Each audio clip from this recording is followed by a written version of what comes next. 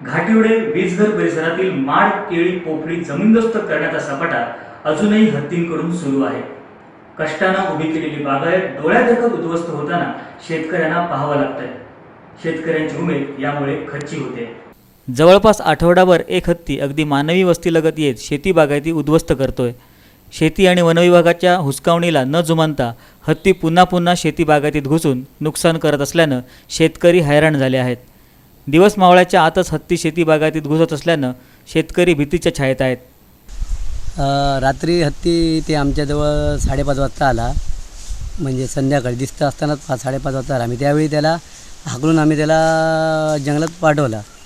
नंतर रात्री 12:30पर्यंत आम्ही जागता पहारा केला. ते वनविभागवाले आले होते, त्यांच्यासोबत आम्ही जागता पहारा केला.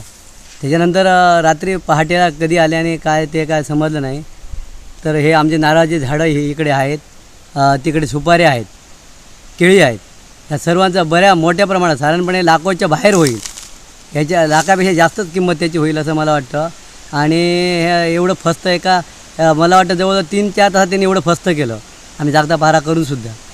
ह्याहून पुढे आता काय करायचं ते काय सुचत नाही. दिवसा जंगल भागात राहायचं आणि रात्री वस्तीकडे कूच करायची असा हत्तींचा दिनक्रम आहे. बऱ्याचदा हत्ती शेतकऱ्यांच्या अंगणात धडक मारतो.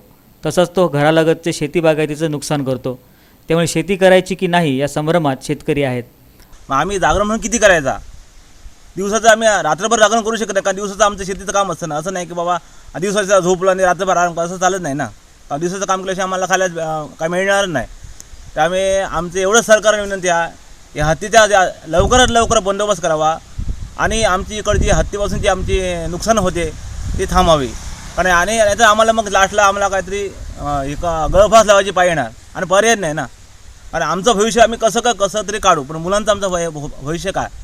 कारण असं नाही की आम्हाला नोकरी भेटणार, मग सरकारनं आम्हाला नोकऱ्या द्याव्या वनरक्षेमध्ये.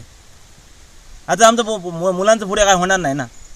दिवसा नोकरी किंवा मजुरी करायची आणि रात्री हत्तींना पिटाळण्यासाठी गस्त घालायची, रात्र जागरण करायची.